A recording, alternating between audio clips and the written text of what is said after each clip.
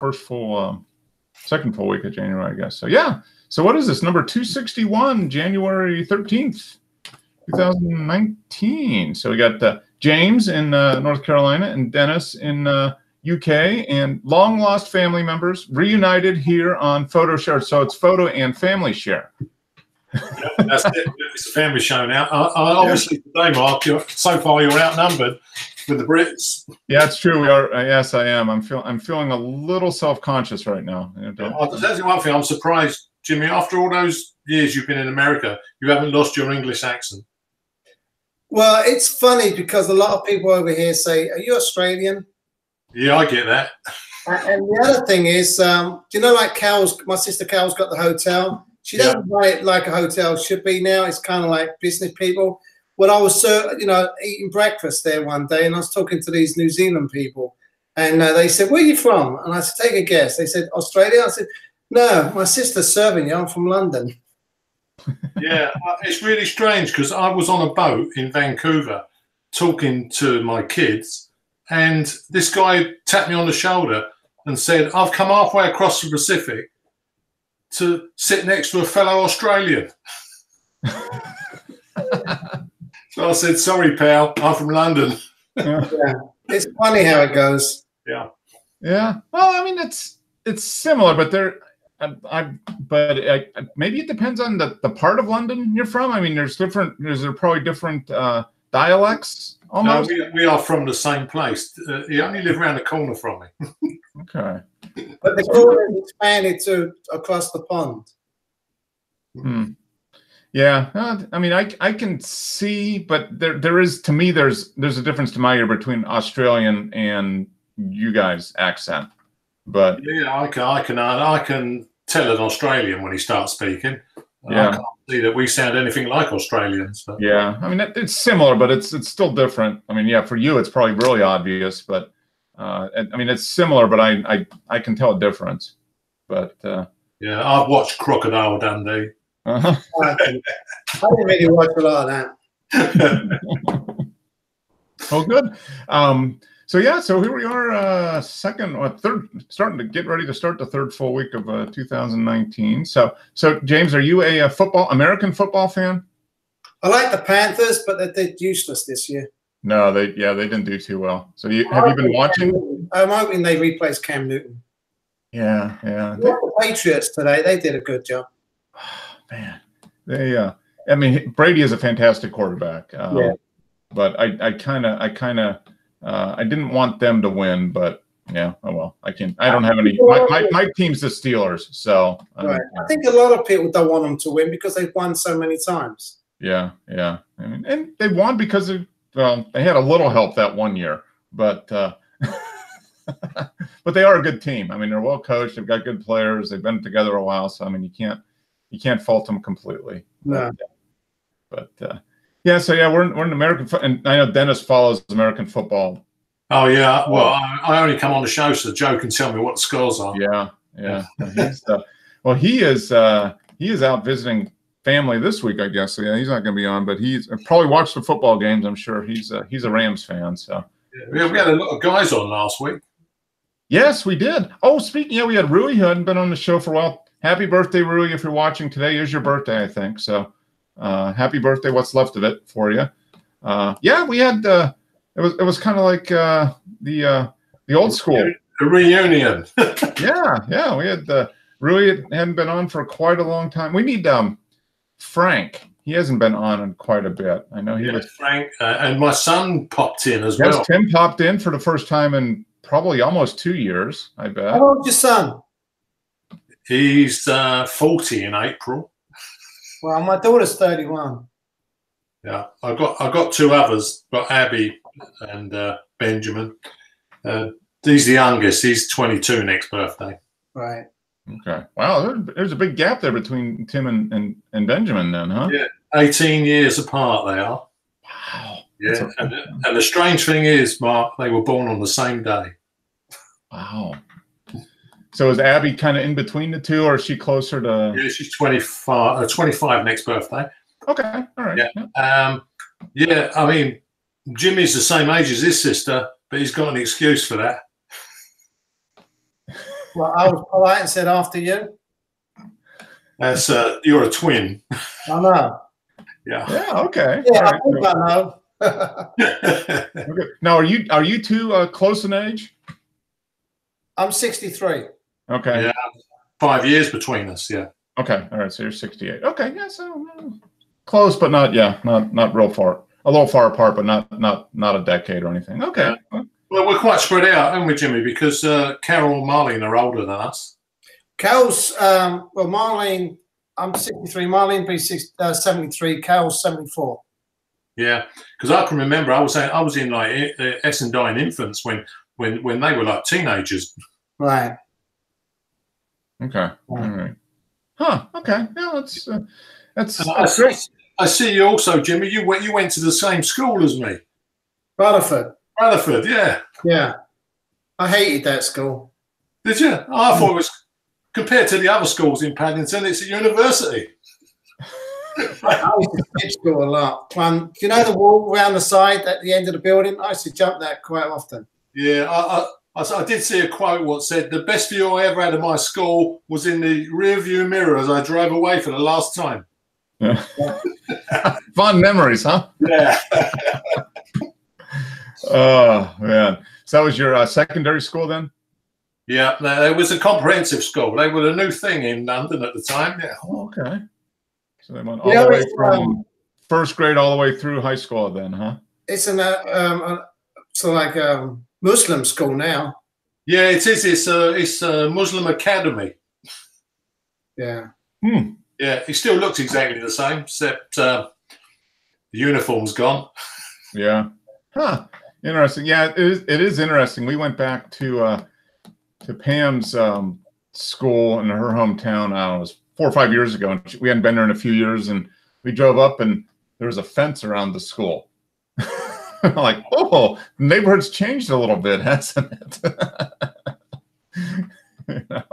You kind of, anytime you get a 6-foot fence with a razor wire on top, then you know they have an issue with crime and vandalism. Dennis, have you been down Ezra Road lately? Yeah. I go to London quite. I've hooked up with all the guys who used to be in the youth club and the scouts when we were younger. Right. And, 2 or 3 times a year we meet in London and have a really good laugh. And none of us have grown up, so it's fine. Oh, that's good. Yeah. Like people say to me about London, and I say, I could blindfold you, put you in this one street, and you'd never believe you was in London. Yeah. That's Edgware Road, because all the Arabs and that smoking them bombs, I think they're called. Yeah, they titles, everything. Church Street Market is just like a bazaar. It's full of foreigners, I'm afraid, but that's the way it is in this country now. So, what do they call it? It's a mixed society, It's never going to change now. So, you for Brexit or not? Brexit, yeah. I'm for Brexit because when we joined the European market, it was a trading deal. Right. And since then it's growing into the United States of Europe, and our laws are being overridden by the European Parliament. And of course, we're only one voice in 20 odd countries. So you can't do anything about it. You have to accept what they impose. Yeah. So I didn't vote for losing this country's identity. Right. So basically, we're not governing ourselves anymore. I was trying to explain to Mark, if Trump doesn't build his wall and lets all the Mexicans come into America as they please, and take all your American jobs, then you can see the problems that would cause. And of course, the free movement of people in this country seems to have caused massive problems. Well, that was his main thing when he was being elected, to build a wall, and people voted him in because of that. And that's what we're trying to do now that Nancy Pelosi's on the other side. We don't want it. And well, the guys I work with here used to work in London. They don't go and work in London anymore because they say they can only earn half the pay they used to, because all their jobs have been taken by Polish and Ukrainian and cheap labour, willing to work cheap labour. Yeah. Mm-hmm. Yeah. Well, that's always been a component here. I mean, we've had generally relatively open immigration. Maybe not as much as Europe has, but I mean, over the years, we generally have been relatively. Oh well, that's how America was created. Everybody immigrating from everywhere else, but it's become an issue now. And yeah, we're what 3 weeks into this government shutdown now, James? Right? Yeah. Yeah, I think 22 days. Yeah. Yeah. The thing is, Pelosi's not giving in, and Trump is giving in. They don't want to put anything that would actually go for a wall, although they say they want immigration reform, and Trump doesn't want to give up anything that doesn't include the wall, so they're stuck, at least until the constituents start complaining enough when they miss a paycheck or two. Well, they're missing paychecks now, Friday. Yeah. I don't think building a wall is gonna solve any problems, because if he reads the history books, no wall was ever it never lasted very long. The Great Wall of China, Hadrian's Wall in the UK here. And then you've got the Berlin Wall. You know, they're up for a while. All the empires crumble in the end. Yeah, that was his mark, to build a wall. So now Pelosi's coming saying, no, you're not getting funded anything. They're doing it really because they don't want to give in to him to say, I got the wall. Yeah, that's exactly it. Yeah, that was his big stump, the big thing he campaigned on. And of course, he said Mexico is going to pay for it, which isn't going to happen, even if he did it. So it's kind of fallen back on that end. But it was funny. He was down. They went down. Was it Wednesday or Thursday? He went down to the border to look at things, and they had he sat down and somebody gave him a presentation about what was going on, and they had a clip where a person says, "Well, here's where we have a section of wall, but look at all these tunnels. We've discovered all these tunnels that people dug under the wall." Yeah, that's what they do now. So they're going to do that again later. Yeah, it is. Yeah, it doesn't. Unless they dig the wall really right down, but you know what? They dig deeper. Mm-hmm. Yeah, it's become a badge of honor for them, I think. And and it addresses the issue. I mean, we do need some kind of reform on the immigration policies because nothing's been done. But building a wall isn't going to do anything really. So yeah, I mean, he's promised to put all the Americans back to work. Yeah, because all your steel factories are shut down because of the Chinese imports, and I see where he's going. Yeah, but building the wall doesn't seem to be. No, it doesn't. That's not gonna solve it. And they're like, well, if you're gonna build a wall on the southern border, you better put one on the northern border too, because there's a lot of people coming in from Canada. It's worse coming in from Canada, isn't it? Yeah, I think it is actually. Yeah. So yeah, it's fun. The political debate. It's going to be an interesting 2 years now since the Democrats have the Congress, and then Trump's in the White House, and the election is coming up in 2 years. So I mean, it's going to be 2 years of political posturing, and nothing's going to get done. I mean, that's going to be the end result. I feel sorry for those who's not receiving a paycheck, because it's okay getting your paycheck later on, but you've got bills to pay now. And some people live paycheck to paycheck. Yeah. The majority of people do live paycheck to paycheck, which is they shouldn't, but they do. So they miss one paycheck, everything just collapses because they don't have any reserves. Now, yeah, they'll probably get their back pay. Almost all of them will, but that might be too late for a lot of them because they might have already been, evicted, or all the stuff that comes from not having any cash available, any savings to cover, this type of thing.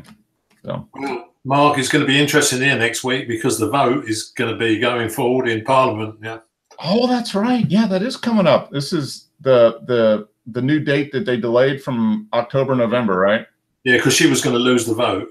So she delayed it. Yeah. Okay. Yeah, she delayed it. Yeah, but I don't know. I don't think anything's going to change. I think she's still going to lose the vote. What do the odds makers say? What do the bookies say? Yeah, I think a lot of them are saying that she's still going to lose. Yeah. I mean, she's basically saying the inevitable then. Deal or no deal. What do you mean she's still going to lose? What's she going to lose? The vote to exit? She wants a package, a leaving package, ratified by the Parliament. Right. Yeah, and no one's in agreement with it. It's just a bad deal. We're still going to have to pay the EU billions of pounds over the next X amount of years because we're leaving. It's basically, what's that song, Hotel California? You can check out, but you can never leave. Yeah. Yeah, and that's the way it seems to be. And I hope all the other countries in the EU are seeing all the problems. What happens when you try and leave? You know?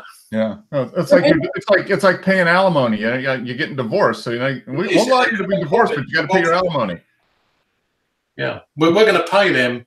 We're going to carry on paying them, just as we was, but with no say altogether now. Let me ask you this: with a lot of those immigrants, they come to London and claim off the Social Security or the welfare, right over there. Yeah. Everyone says that they didn't, but yeah, there's been scandals here, Jimmy. It's like if you've got a couple of kids back in Poland, you can claim the child allowance here in the UK, even though they're not even in the country. Yeah, the payment we give them was like 5 times more than they would have got in Poland. But what I was going to say is, you're paying that, right? But if you do the brick exit and exit, you're not going to pay that. That's going to go part of the bill that you owe the money. Yeah, I think they've changed the rules now. They can't claim for their kids when they're not here, not actually in the country. Well, some of them used to claim in different countries, didn't they?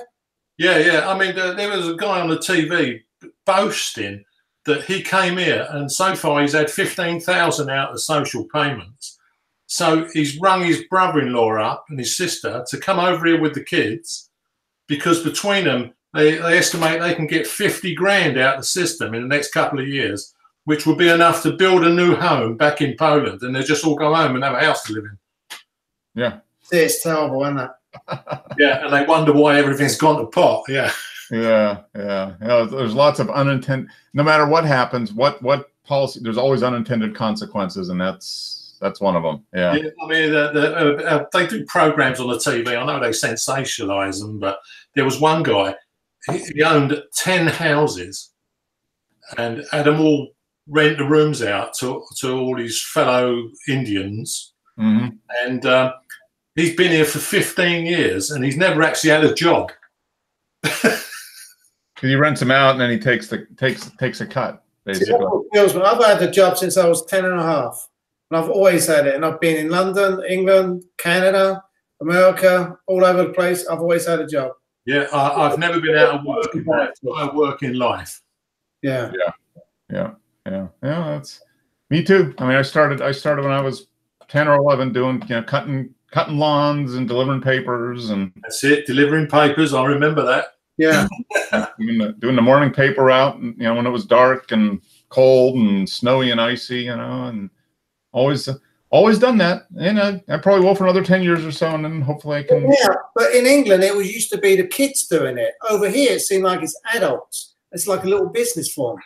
Oh yeah, I mean, in England here, when I come out of school, we used to go to Lord's Cricket Ground and sweep the stands down. You got paid more money for cleaning the stands down after the match finished than you could earn in a whole week on a paper round. Yeah. I didn't. My first paper round, I got 50p from Bob's. Remember Bob's? No, where was he? Up the top of the road?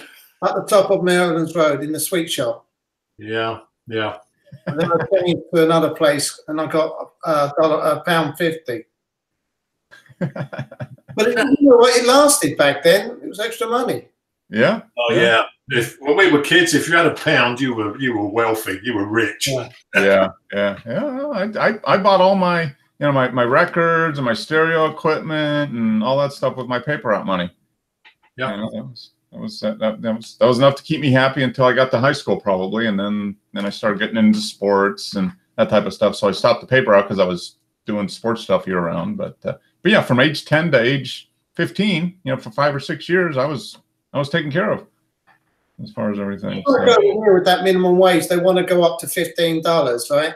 But they're like looking at McDonald's and that. And the way I look at McDonald's is it's young kids doing those jobs to get extra money. Now immigrants are taking over and asking for more money. Yeah. They can't afford rents and stuff, but it wasn't for them; it's for kids. Yeah. Well, what'll happen is they're starting to do it. They're putting in kiosks, and they used to staff a restaurant with say 10 employees. Now it'll be 3 employees and the kiosks, and that'll be it. So they reduce it. the one that's close to me, they have a menu thing, so you could do it yourself. Mm-hmm. Yep, and they've got probably 2 people in the back that are preparing the food, 1 person at the front counter, and then the little kiosks out in front of the counter where you can pick and choose, and then you just go and pay. Yeah. Yeah. So if you say those kind of things in public, you get branded a racist now. Yeah. You are being logical. Yeah, I mean, my friend's Facebook page, the stuff he puts on there, I'm surprised he don't get arrested. Really? Facebook are always taking it down, but basically what he's saying is the truth, you know? Yeah. He put a picture of the poppies up on the armistice, you know, on November the 11th when the war finished. And they took it down in case it offended someone, you know? So he put something on there in big lettering all over his Facebook page. You put it back on. He goes, "If this offends you, please feel free to off out my country." Yeah. Yeah. It's a little different time now than it was. It is. Yeah. 10 or 15 years ago, even. I mean, it's kind of amazing. You know, you have the right to be offended. It doesn't mean, you know, you don't have to pay attention. If you're offended, so what? You know? Yeah. When we were kids, most of the jokes were like Irish jokes. The comedians on the telly always taking the mickey out of the Irish and the Jamaicans, weren't it? The immigrants then. But everyone just seemed to accept that. But now, of course, can't see it at all. Yeah. Who says the best Irish jokes? The best Irish jokes, yeah. Well, I heard one the other day, Jimmy. The guy goes, an Iraqi. The Irish have the best, because do you remember I was in the army? Yeah. And I went over there 3 tours. They said the best Irish jokes over there. Yeah, but this is it. I mean, if you can joke about yourself, that's the way it should be, isn't it? You shouldn't be offended. Really. Yeah, you should be able to poke fun at yourself. Why not? The funny thing is, though, over in America, they poke more fun at the Polish. Like the Irish, it's the Polish over here. Yeah. I mean, well, especially I think it depends on the area of the country. We were, I grew up in Pittsburgh, so Pittsburgh had a lot of Eastern European immigrants. So yeah, Polish jokes were big at the time, and Irish too, but not quite as much. Not like Boston or Chicago, that type of thing. So. Yeah, it depends, you know, where you grow up, the area of the country. It's just the way people are. Yeah. You know, it's oh well. Anyway, let's talk a little photography at least. Yeah, it's photography. So James, do you still do photograph every once in a while? Get out with the camera? Yeah, when I came back, what was it now? Just after Thanksgiving, Thanksgiving Day, someone called me and asked me to do photos for portraits because that's when their family would be together. And I said, you know, I'd like to be with my family too, you know. Yeah. So I said, I'll make it nice. I'll do it before, you know, a couple of hours before and then after. And then when I got back from England, she'd already left me a message saying, can you do the other half of the family? So I said, yeah. So it's mainly portraits and that. And I put them on my site. I make it easy for myself. Where before, I used to sit down and have my own prices. I got rid of that. I got fed up with it. And you're doing too many interactions with the customer. So now I make it easy. I say $200 a session. You get a thumb drive and you can order them from my site. And on the site, it's just base prices. So I don't make any money, but it's easier for them to order. So I make it real easy. Okay. All right. So you get paid for your time, basically, for that hour and a half, 2 hours or whatever. Yeah. And it's like, some people say to me, you're too cheap. And I say, yeah, but I'm not making a business out of it. I do it because I like it, but I just get a little bit of pocket money for it. Yeah, exactly. Yeah. I mean, you're doing it because you enjoy it. And if you make a little money doing it, you're happy with it. They get a good product. You get to do something you enjoy, and it gives you money to maybe buy a new lens or upgrade something down the road. So I'm not going to buy any lenses for a while. My stuff. I've got a Nikon D600 and a Nikon D90, which I don't use anymore. Then I've got 50mm, which is 1.4, 85, 1.8, and then the 24-70 is 2.8, and then the 70-200 is 2.8. Okay. Any more lenses? I'll get good shots with those. Oh yeah. Are those are they all Nikon lenses? They're all Nikon, yeah. Okay. They're all new glass. Okay. Yeah. I mean that's a good mix. I mean you shouldn't need to, as long as the lenses still work, you should be fine. Yeah. There's a lot of people in my photo club that are going into mirrorless lenses. Mm-hmm. Why don't you just do it? And I go, no, I've invested too much over here. They said, James, it's a toy, just buy it. And I go, no. Yeah. It's an expensive toy. It is. But the thing is, Nikon's got that C7, I think, where it's got the body. Then you can buy the adapter for it and use your own lenses. But I'd wait for a while for that. Let it get tested out first. Yeah, yeah. I'm kind of the same mind. I think I will probably go that. I'm using right now. I'm using a Micro Four Thirds camera for digital. I think I probably will go full frame mirrorless, but I'm going to wait a few years until I get to the second or maybe the third generation. Depends on your needs as well. If you need to go there, do it. If you don't, just weigh out the cost and find out when is the best time.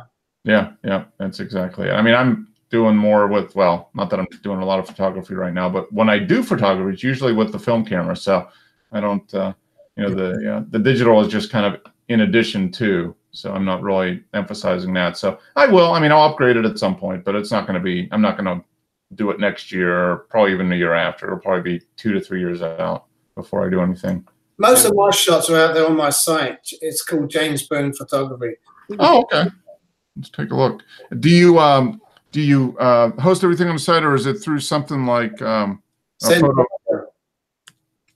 I go through Zenfolio. Okay, through Zenfolio. Okay.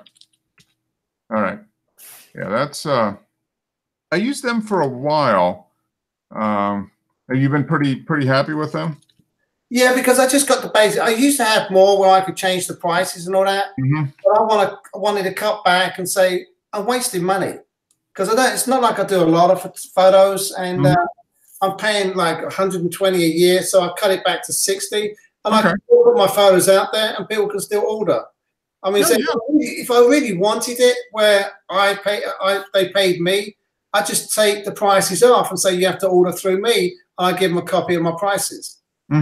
I'm making things easier for me. Yep. Okay. Well, good. Yeah. Well, I just pulled it up. It's not got some nice stuff on the intro page. I'll go and share it. Have you seen this, Dennis? Yeah, I've had a look through his page. Yeah. Okay. The first one on the first page is my granddaughter. Oh, okay. Okay. Another one where she's got the hat on. Right. Yep. That was shot in England. Oh, okay. All right. So you've done some like senior photos, it looks like, maybe. Yeah. Very nice. And then if you go to the last one, proofs, you click on that one. You got G1, G and G2.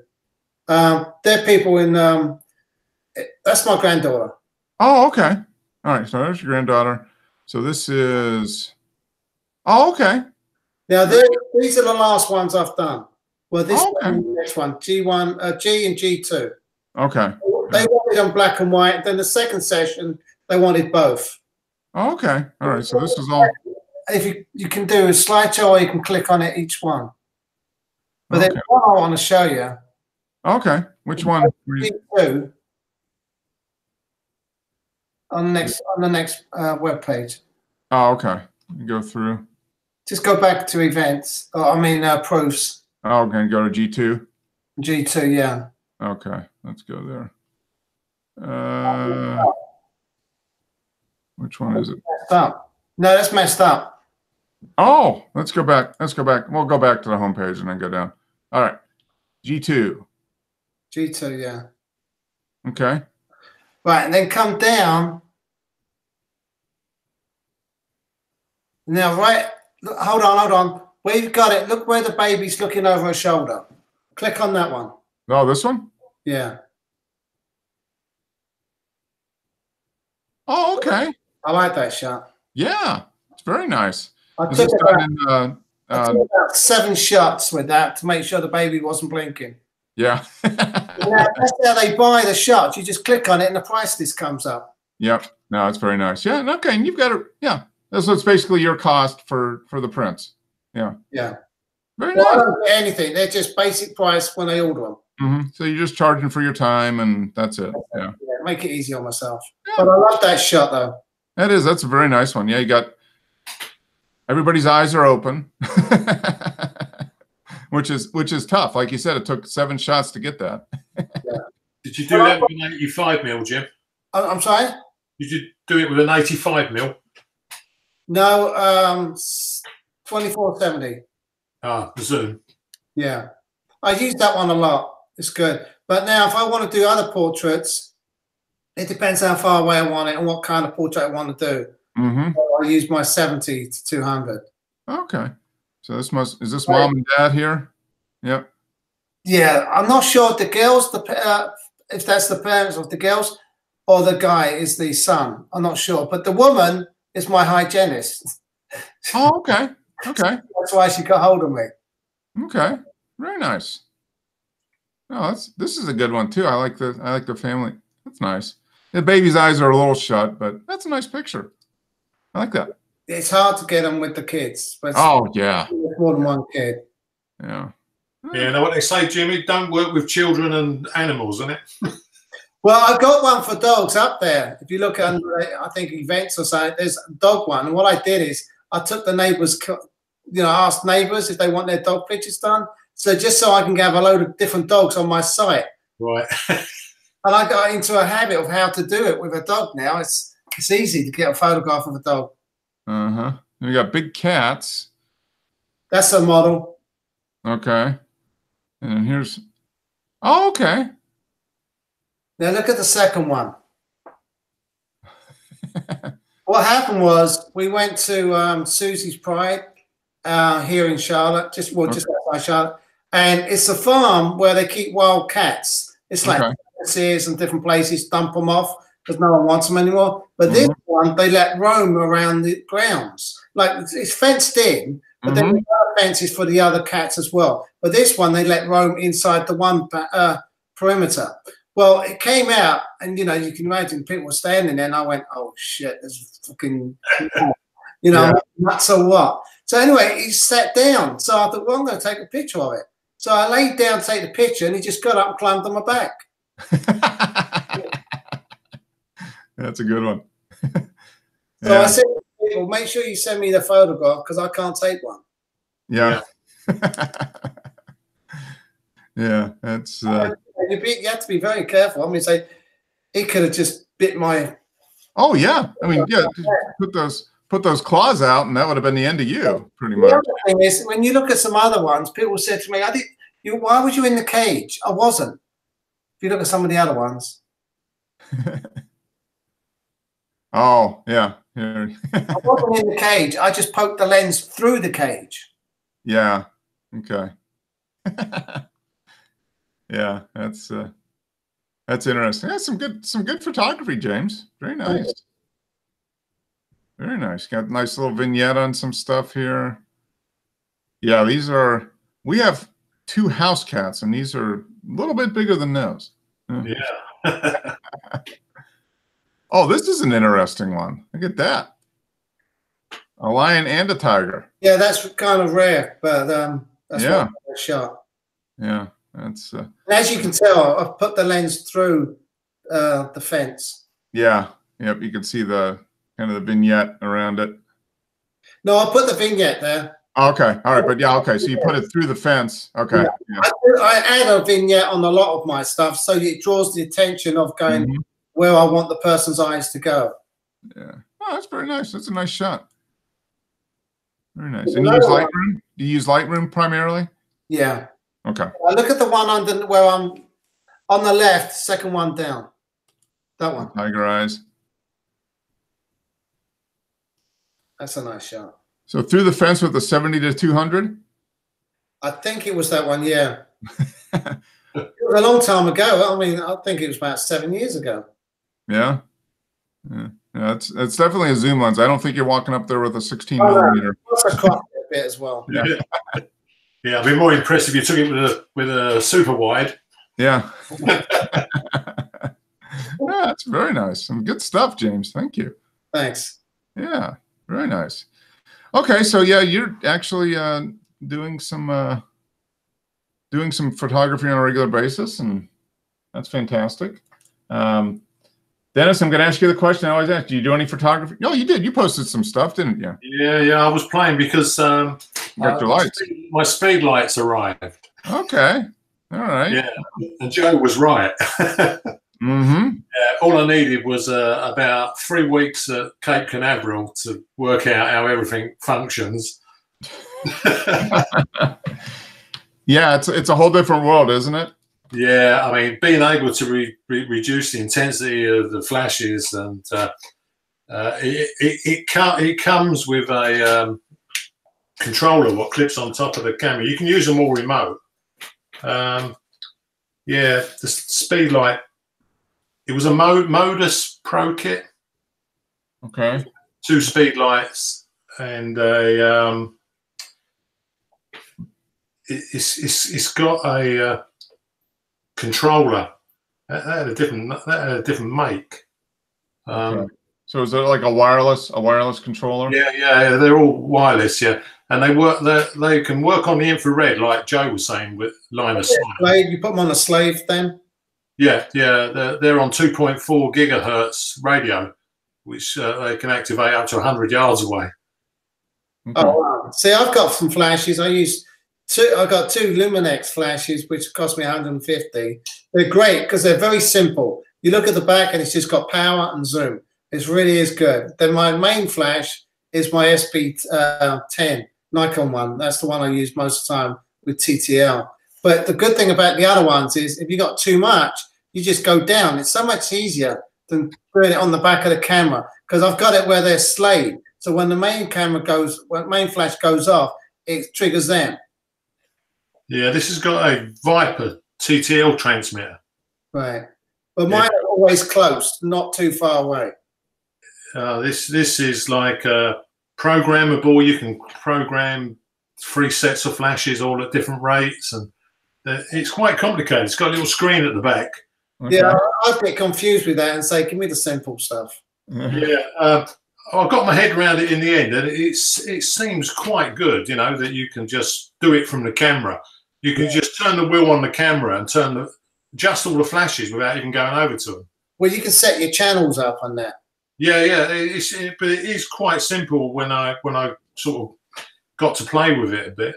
But the most disappointing thing I found was the Viper has not got a cable connection, so I can't use it with my film cameras. Right. Oh, okay. Yeah, but I can put a flash on top of the camera, or if I get a long lead, I can plug it into the flash. They've got the mini jack plugs, you know. Yeah. What come off the film cameras. So I can use it, but I can't use the Viper. It would have been so good if I could have clipped the Viper on top of a film camera and adjusted all the flashes still. Yeah, the Viper is the trigger, right?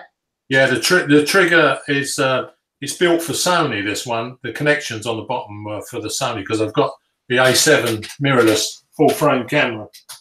There's a lot of people over here, like when I've seen on reading about it, they used to use Pocket Wizards. Yeah, it's probably the same thing as a Pocket Wizard. But what did impress me was the fact that the Sony synchronizes at 250th of a second with these flashes. Right. Yeah, I mean that's magnificent because I looked up my Leica M6 and it's 50. It's the fastest that goes. Yeah. A lot of them are 1/25th or less. Yeah, the Zeiss super wide I've got is 1.25. Yeah. A lot of people were complaining about the Sony digital camera not synchronizing at 250, and on the websites it said you got to use Sony flashes. So I was quite pleased that this Modus does synchronize at 250. If you go above that, you get shutter problems, isn't it? Okay. All right. So even though it's not a Sony flash, it does work with it does take full advantage of what Sony will give you if you use a Sony flash. Yeah, because it's a Sony mount, I suppose that they've done it so that it works fine with the Sony. Yeah. Okay. But of course, the Bronica and the large format are leaf shutters, so that's going to synchronize at 500. Yeah. Yeah. Well, Have you should be able to use. Oh, you can use the flashes with those cameras, but you're just gonna have to set everything up manually and use a cable. I guess a mini cable from out from the lens. I guess, right? Yeah. Yeah, I did buy a cable, and doesn't fit any of my cameras. Oh, okay. It's too big. It's too big. You know, it's obviously some Chinese junk that just doesn't fit. The bit what goes into the film camera port, you know, for your remote flash, it's just too big. You know, and I'm not forcing it. It starts to go in. I just think to myself, right, I'm going to wreck an expensive camera if I force. Yeah, you don't want to. It shouldn't. You shouldn't have to force that. Yeah. So it needs. It's just a little bit too. Yeah, the diameter is just a little bit too big, probably. Yeah, You ever have a built-in flash? You ever what? Built-in flash on the top. A lot of cameras come with built-in flash. No, Sony doesn't. No. Right. I was going to say, because I could use, like on mine, it pops up and I can use that to do the other flashes where somewhere else, not attached to the camera. Yeah, I found the best thing I can do is set it up with the Sony using the Viper. Yeah. And, you use the Sony digital camera as a test shot. Right. And then I can use a film camera. Because I shot a wedding once, and what I did is they were coming down the stairs with people doing the bubbles. I had the camera, I had the flash away from the camera up in this hand, just to get it down so the shadows would fall behind. And that's how I did it. And I think they called it CCL or something, the connection between the camera and the flash. Yeah, I find it, if I take photographs using that TTL setting, you get some really crappy photos. It just takes it. It's like the average, isn't it? It's like using a fixed lens camera. Well, yeah.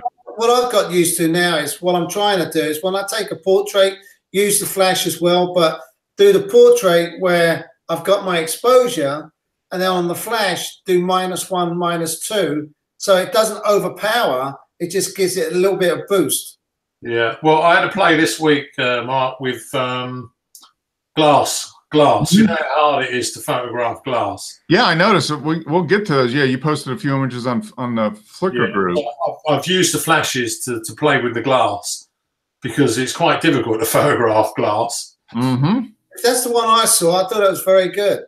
Yeah, you've got the blue one, the red glass, and then you've got the little ball with the skull on it. I was playing with the flashes at different intensities, and because to do the glass, you got to flash it from behind.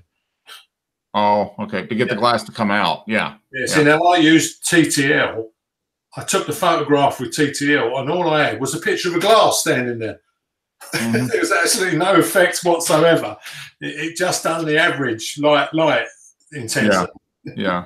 So it'll get you something, but it's not going to be anything what you really wanted. Yeah. I think I'm probably going to be better if I use manual settings and set it up as I want. Yeah. I think adjust the intensity manually so you know what you're getting. Yeah. I mean, you can go to 1/28 for the flash level, which is the lowest setting, and you can go right up to. I put it on maximum, and I nearly blinded myself. You're blinking. Did you see stars? No. What I see was the flash, the actual rectangle of the flash, for about 5 minutes before my eyes. The afterburn. Yeah, the afterglow. Burn the image onto my retina. Yeah. You won't do that again, will you? No. I made sure of that. Yeah. That's pretty funny. I've seen on this Facebook and that they call it the Arsenal, the smart camera assistant. Are you familiar with that? No, I've seen ads for that pop up in my feed, so I don't. But I haven't clicked on the link to see what it does. So I don't. To help take better pictures because it does all the reading for you. Huh. I don't know too much about it, but that's what I was looking for. I've got my laptop here. That's what I was checking. So it's it's probably something that's going to be maybe Right now, on top of your camera, and it analyzes. It's a better light meter than what's in the camera, basically. Yeah, I think so. Yeah. Yeah, it's going to be a flash meter, isn't it? Yeah. Huh. Look, Yeah, I think it was 180 or something like that. Now, and this is kind of like the introduction. So if you buy it now, you get it cheaper than if you wait. It's going to cost you more.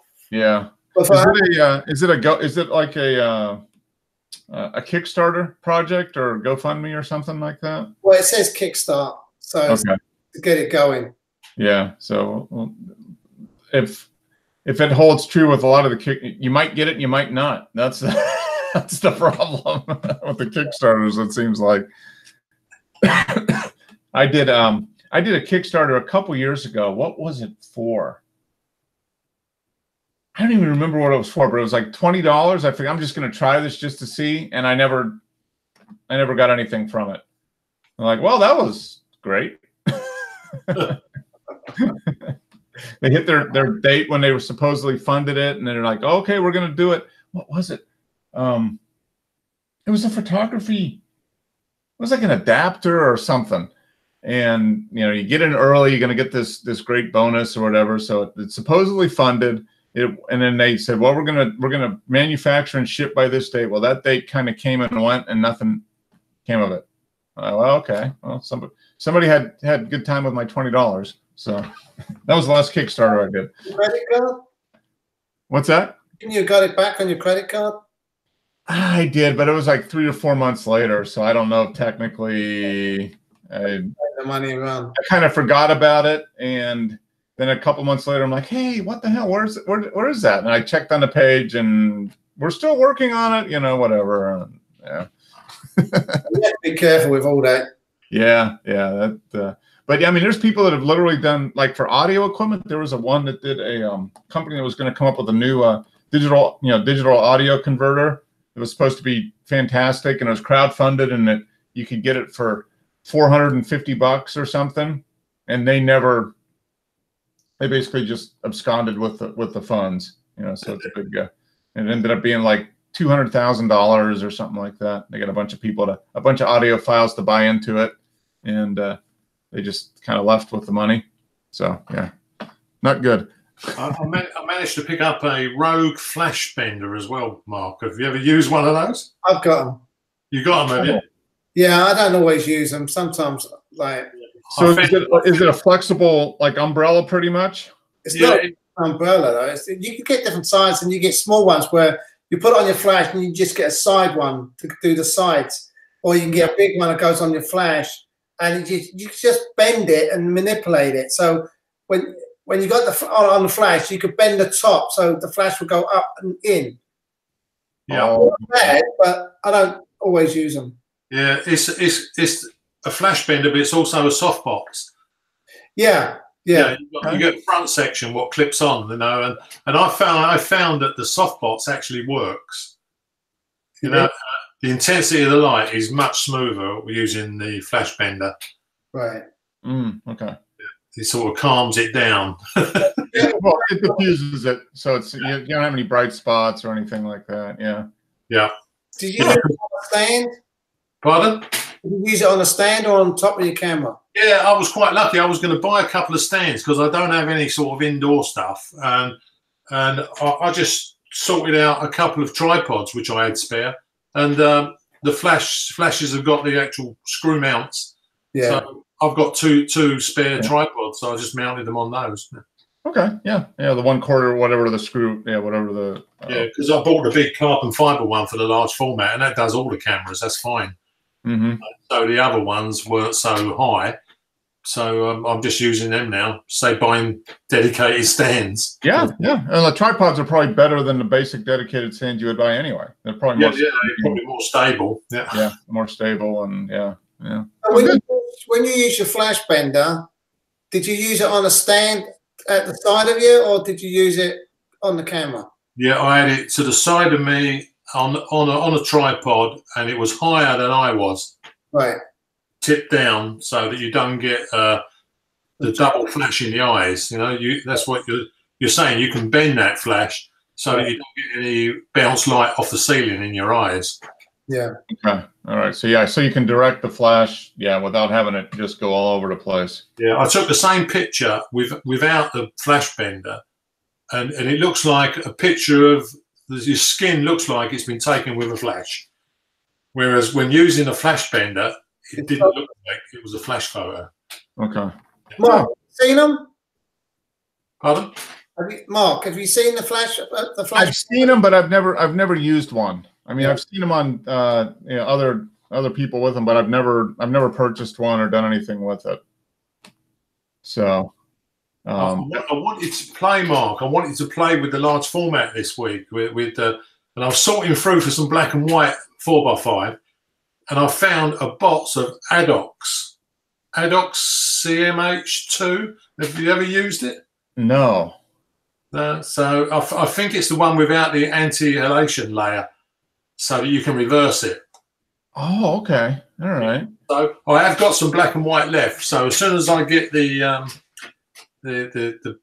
proper wire for the film camera connection, I will do a couple of test shots in black. Yeah, that'd be interesting. Yeah, the studio with the flash, that would be interesting. Yeah, large format. Yeah, I just got to find someone who's willing to sit there, because my daughter's dog, he's terrible. I get him to sit there, and by the time I get set up, he's gone.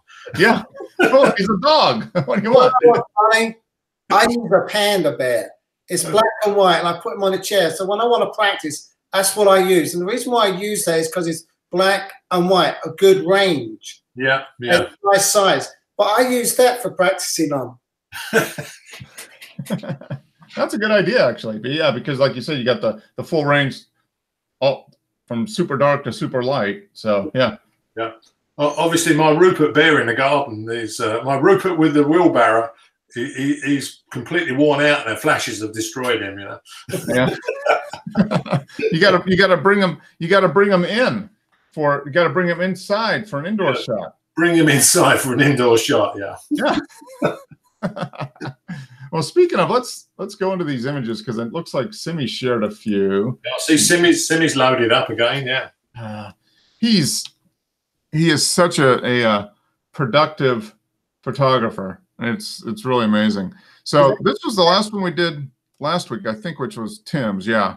That was Tim's. Yeah. I found one I done at the same time, so I put that on today as well. Oh, okay, great. So you've seen these, James, right? When we're talking about Simi, yeah, he's up in Connecticut, and obviously near the water. So he does just fantastic landscape photography. It's really professional or just amateur. Amateur, yeah. He is. He could be professional, but he is.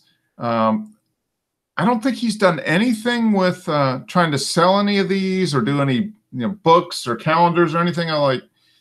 You really should do that. I mean, it's it's his work. He can do whatever he wants with it. But I was like, you've got some very high quality stuff here. I mean, you could very easily put together a calendar or a book or whatever, and set up a website and advertise it through Facebook or whatever, and people would buy it.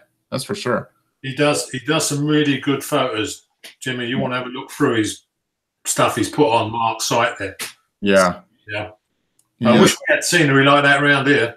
Yeah, he's and he's very committed to the art. I mean, he gets up early, more days than not, and so he's up before the sun and taking advantage of prime time as far as landscape photography.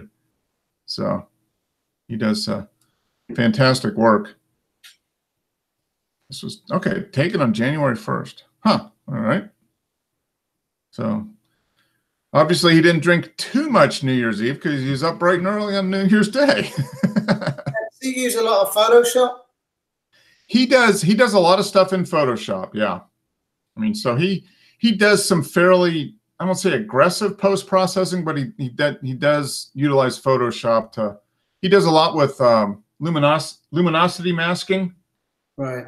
Which is a fairly advanced technique. He spends a lot of time on his images, that's for sure. But just very, very, he's been for the last couple of years, right, Dennis? I mean, he's just been almost out every week. Yeah. Simi always amazes me how many sites on Flickr he can put them on. Now this one, see, 75 groups. He's put me in 75 groups. It must take him forever. Yeah. And he says it doesn't take him very long, but you know, he's probably got a list of all the groups and he just opens it up and clicks through, but it still takes a while. Yeah. So this is taking January 1st. So yeah, he's just put it on so many groups. So do you want feedback? I think so. Yeah. I mean, you know, a lot of his stuff will get, you know, it's easy for a lot of his images to get, you know, a couple thousand views, and he gets on Explorer. Although I think you've been on Explorer more than him, Dennis. Yeah, I just what 5 or 6 times last year I got in Explorer. Yeah. Yeah, you soon know when you're in Explorer because you log on and you've got like 300 or 400 faves. Yeah. Multiple thousands of views, and you're like, wait a minute. Yeah. 12,000 views overnight. Yeah. They put you on the front page. Yeah. Do you use Flickr, James? I did once when I was doing a photo group at work. It didn't really work out. People didn't turn up on that. So it's there, but I don't use it anymore. Yeah. Okay. Yeah. This is an interesting one. Caught the deer looking up at him first thing in the morning. Yeah, it's a shame that deer wasn't in the middle of the trees there, isn't it? You know? Yeah. It's lost against the tree. Really. Well, this was with it's at 480 millimeters, so he's a ways away. Yeah. It's interesting. But yeah, he does so well with, okay, so here it is. Who dat? Bardell. This was at, 440 millimeters. This is a really nice shot here. I mean, he's got nice light. Yeah. Yeah, he's got a full frame camera as well, so that is a proper 440 he's using there then. Yeah, he's got the D750, so. Yeah, my D600 is full frame. Mm-hmm. Oh, it is. Yep. 600 is. Pat uses the 600. Dennis, I think. No, that's what Simi used to have, right? Didn't Simi have the 600 before? Isn't that what went in the water? No, it was a 750 dropped in the water. Okay, and you just got another one to replace it. Yeah. He'd only just bought it, wasn't it? And he dropped it in the sea, was it? Yeah, he'd had it for maybe 6 months, and then he lost control of it, and it fell in the water. That was it. That's right. The waterproof guarantee is not there. Yeah. Ooh, I really like this one. This is. Yeah, I thought this looked better in black and white. Yeah. Yeah. This is with the sky and everything. Yeah. This is one of those cases where winter. Yeah, black and white is it's definitely more dramatic in black and white. Mm-hmm. Very much so. Yeah. Just very, very nice. There you go. The Dreams of Faulkner Island. 0.6 of a second. 210. Yeah, see, this is just a fantastic image. Yeah. And the birds are blurred a little bit, but for 0.6 of a second, not too bad.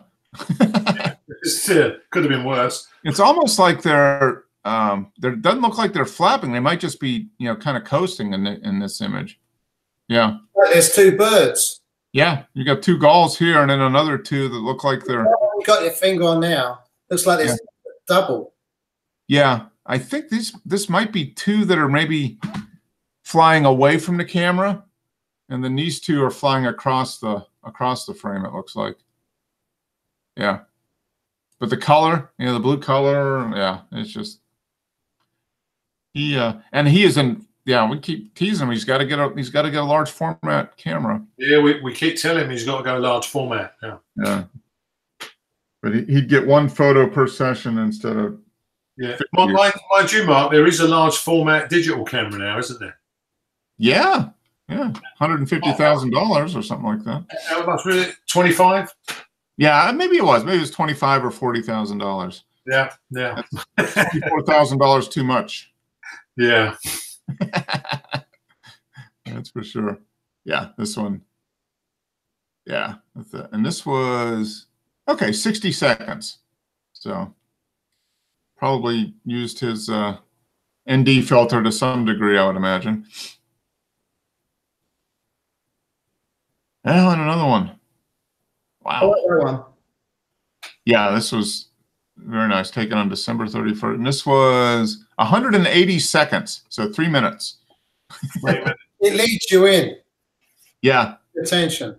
He does a really good, a lot of his, I mean, if you see his images, he's got a definite style to it. A lot of it, you know, foreground emphasis, picking out a key element in the foreground and using that as a base. And yeah, but yeah, it kind of draws you in, and then you've got this back here. Yeah. Man, you got 96 faves on that one. That's pretty good. Yeah. Out of 600 views, 97 faves now. Yeah. What's a fave? A favorite? Yeah, just a favorite. Yeah, they turn into favorites. Yeah, the people like them. They fave it. You know. Yeah, so I clicked the star here, and I just gave Dennis another favorite. Yeah. Now this one, Mark, I was cleaning up my hard drive on the computer here because it's getting slower and slower. Uh-huh. And I went in and I started dumping scans of photographs, which were 850 megabytes. Okay. Yeah, you had posted this maybe a year ago or something. No, this I've never posted. What it was, the other one was taken with the Voigtlander Super Wide. Oh, okay. Yeah, this one was taken with the Voigtlander 50mm f1.5. Okay. Yeah, so I went through looking at a few of these photographs, and I thought, well, I don't know why I didn't. I suppose I took so many that I didn't really go through them all, and I thought this one weren't too bad. Oh, this is great. And what makes the whole image is the shopping cart. Yeah. I mean that. Yeah. I mean that is. That's a great image actually, because you've got the jetty that's going out, which kind of leads you out. And yeah, see that now I switched the ISO down to 50 on that Sony. Okay. Yeah, and that was a 10-second exposure. 10-second exposure. Yeah. So I probably had a 9-stop ND on there. Yeah. Yeah.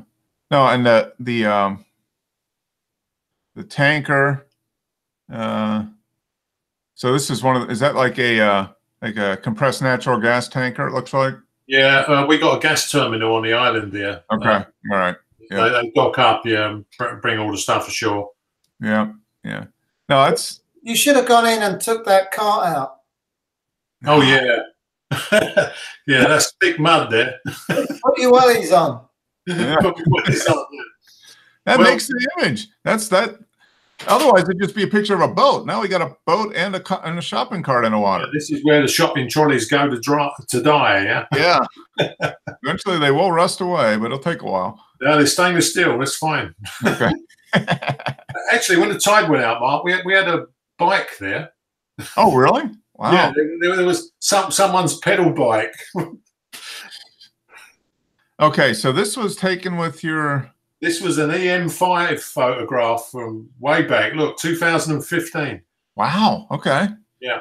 So I thought it deserved an airing. Yeah. I mean, that's actually very nice. Just a close-up of roses in a vase. Yeah. Yeah, that's a very nice one, actually. Yeah, it's quite colourful. Obviously, oversaturated that one, but Oh, yeah. pretty good. No, if you tone down on the background blue, it would be better. Yeah, possibly. Yeah, but basically, I was going through so many. I just dropped a few on the desktop. Thought, yeah, might put them up. Yeah. Now is your hard drive going faster now? Yeah. This computer seems to be going slower and slower. I've got the Mojave image on it from Apple. Okay. And there seems to be problems with it. The amount of people cribbing about how slow it takes to boot up, and so what I done was I downloaded a new image onto an SSD drive.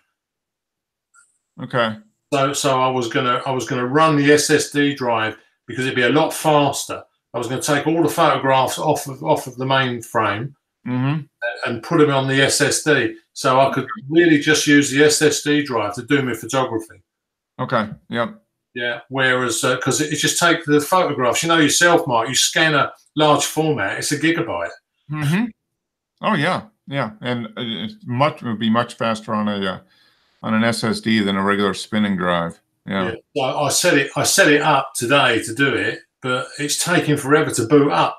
But once it has booted up, you click on an application, it's instantly on your screen. Yeah. It's so much faster. Yeah. But there is a problem with the boot. There seems to be a real problem with the boot up time. Takes a long time. Yeah. Yeah. So, oh well, it'll be back to the drawing board. Yep. So this is one you took this past summer, it looks like. Yeah, this is the Jetty I took when Tim took his one. Okay. All right. I was actually underneath the Jetty. Okay. Yeah. Tim was over here somewhere. Yeah. Huh. Interesting. I like that. And then we got, all right, here we go. We got test with lighting. So this one, 50. So where were the lights on this one then? Right. This was actually in a box, a light box. Okay. And the flash is directly behind the light box. Oh, okay. So you're lighting up the light box. Yeah, from behind. Yeah. Okay. So these are yours because it's got a different name down there. Yeah. No, that was just we set this Flickr one up with Dionysus. Great. That's Dionysus is the Greek god of wine, and that's where the name Dennis comes from. Oh, okay. Yeah. Okay. So you like wine? No, not really. I prefer beer. Yeah, Joe would be proud of me. Yes. You'd rather have a pint of beer than a glass of wine. Yeah.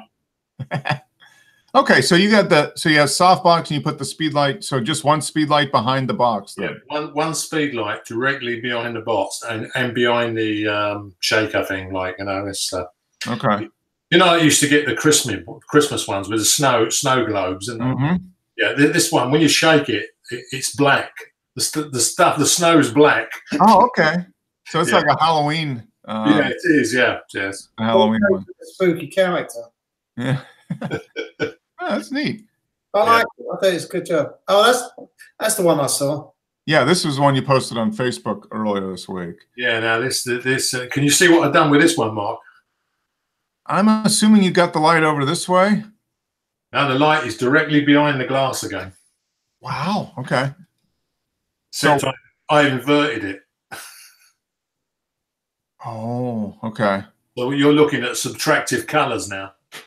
So what was white turns to black, and what was red turns to that color. Oh, okay. Very nice. Yeah. So you actually had the speed light was right back here then. Yeah, it's behind the softbox again. Yeah, exactly the same. Okay. You just put a glass instead of a globe. Yeah. Put the glass and then I inverted it. And then so the liquid in the glass was what color? Red. Red. Okay. So wine. Yeah.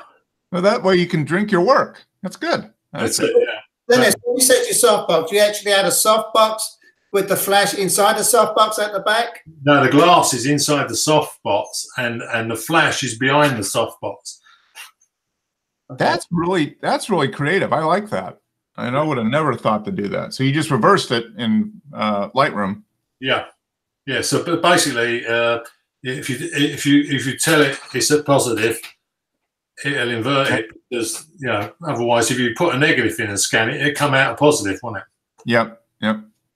Very nice. I like that. That's a good idea. So that gave you the black background where it would have been completely white. And yeah. See that standing the glass on a black cloth gives you the black up the edges of the glass, which in this case is going to turn to white because it's inverted. Yeah. That's neat. On the stem, you see the white edges to the stem. If you look at the one which is positive, they're going to be black edges on a white glass. Okay. Yeah, because you have the light behind it. Flash. Yeah. Do you just have your photography stuff in there, Dennis? What was that? Do you have a room that you do all your photography, or you just? Yeah, I commandeer the laundry room next door here, and I've got a massive college type enlarger, and all the trays, so I can still do chemical photography. Right. Yeah. So, and of course, now when you're retired, you can do all these things now. Yeah. Have some time to do this stuff. Yeah. Well, we've actually been playing with taking color positives and color negatives. Mark is yet to develop his own color film. Yeah. But Wes done it a few weeks back, didn't he, Mark? Yeah, he did that, and that's one of my resolutions for 2019 is to actually C41 negative color films, and I've been doing the E6 positives, but positives got no latitude. There's quite a few disasters. Yeah, you don't have much room on developing a positive. No, and you've got to be so critical with your temperatures. So this is okay. So this is basically same concept, a little different glass, but just normal. Yeah. Different glass, yeah. Standing on a black base. White soft box inside the white soft box. Yeah. Yeah.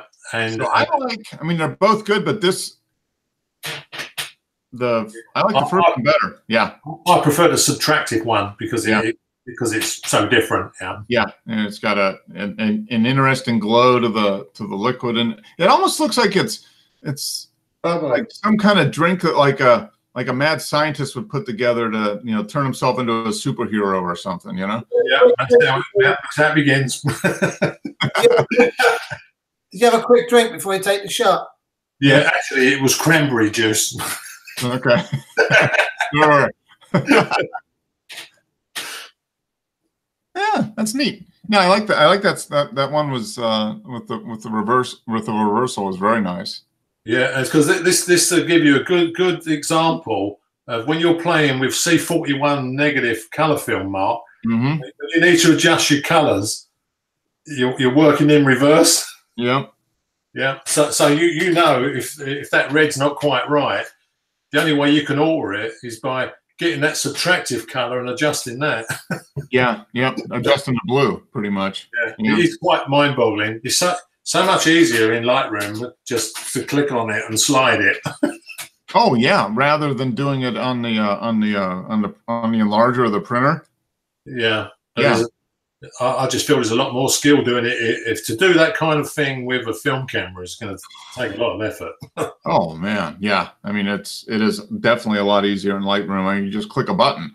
But here, yeah. I mean, swapping out the filters and doing certain area and using masking to mask off for it's mind-boggling. I mean, all the variations that you have to do. Yeah, on the darkroom where you belong, Mark. Have you been in and done the color yet with the guy? I have not done the color yet. No, I've been so busy the last few months with work and everything. I just I haven't done almost no photography at all, and much less get a chance to go down and do that. So, but now that I've got if I can develop my own, if I can actually get out and use the camera and make some color negatives and then develop those, then I can take those down to the darkroom down there and print them. Because you got a large format enlarger. Mine won't go past 6x7. Okay. Yeah. The one down there will do up to 16x20, I think. So a good size. It'll give a decent size print off of that. Oh yeah, no, I mean my enlarger won't take a negative bigger than 6x9. I think that's the maximum size I can put. Okay, yeah, no, the enlarger there will take 8x10. It'll take up to a 4x. It'll take a 4x5. I don't think it'll take an 8x10. It'll take up to a 4x5. Yeah. But of course, now we've played with medium format and large format, you can see a 35mm film camera. It just can't cut it when it comes to depth of field. Yeah, it is amazing the difference between 35 and even medium format, and then again for medium format the large format. Yeah, like format makes medium format look like 35 to medium format. Yeah, 150mm lens on a medium format is like 50mm, isn't it? It's just the depth of field, the depth of field's way for Finn, you know.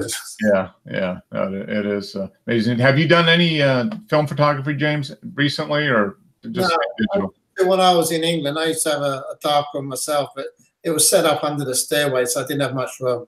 But that was a long time ago, and I still got some of the prints. Okay, all right, yeah. It's no desire to get back into film photography then. No. I don't blame you. I can't. It's definitely it's a labor of love, I think, to do it.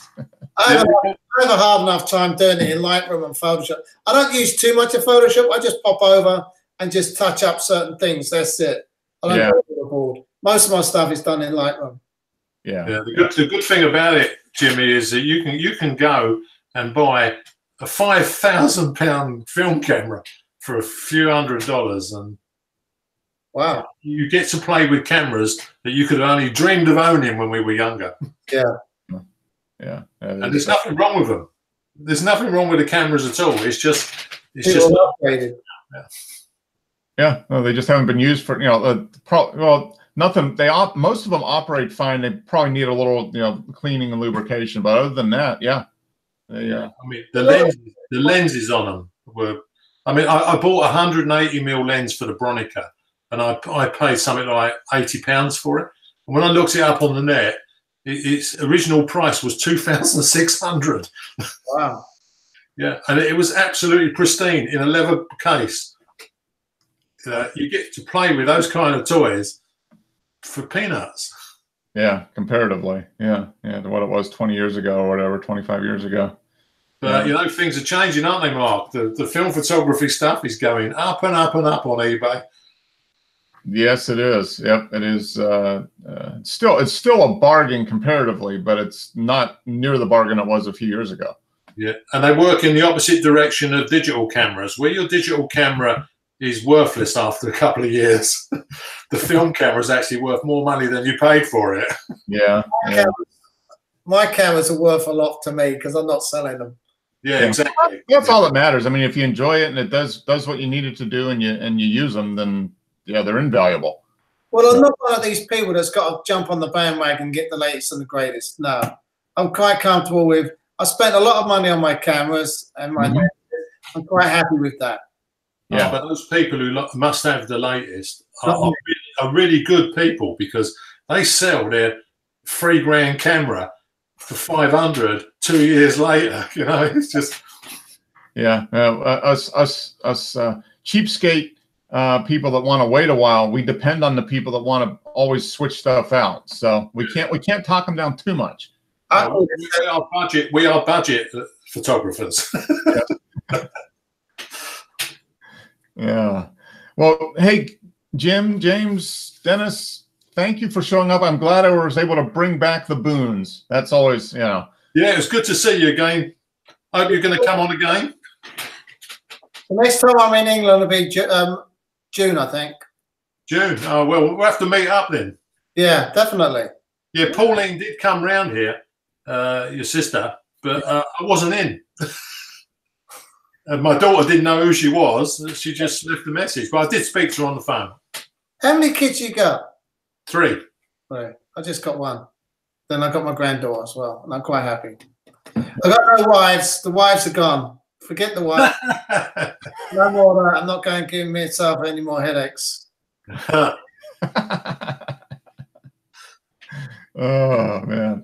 Well, Jim, I hope you can find it to join us whenever. You're more than welcome anytime. What I'll do is I'll add you to the. I've got Wes and Dennis on a little group chat for Facebook, so I'll add you to it. Right. And I just post a link every week before that. That seems to be the best way to do that. So I'll post a link. So join in whenever you've got the time. And I might not do it because I'll be in New Hampshire visiting my sister. My granddaughter's got a dance competition as well. Even in the morning, but when you're with family, I might forget to sign on. Oh no, that's fine. We'll give you a hall pass for that. That's a perfectly good excuse. But take some pictures and feel free to post any images from that. That'd be great. Yeah, well, thanks. And then you can meet the rest of the guys. Yeah. Yeah. We'll get Wes. And he'll probably be. I don't know. I didn't get a message from him. I know Joe was. He's traveling this week. He's visiting family, I guess. And I don't know. Wes is.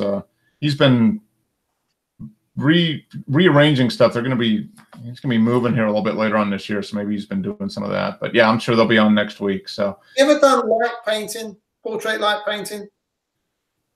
No, I've done light painting once outside with a large format camera, and that was about it. Yeah, I did it once just to see what it was like. And I've got some good shots. It's on there under light painting on the site. Oh, okay. All right. I'll make a note to take a look at that, and feel free to, if you want to upload any images to the group through Flickr, do that as well. I mean, if there's any images you want to share or whatever, you can restart or reopen your account or whatever. That's a good way to share the images amongst everybody too. So do that. All right, gentlemen. Thank you very much. Appreciate you staying up late as always, Dennis. Yeah. Not late for you, so you still got a few hours left today. It's Dennis has some time. All right, guys. Take care. Have a good week. Nice meeting everyone. See you, mate. All right. We'll see you soon. Take care. Bye, Dennis. Bye. See you, Jim. Bye-bye now.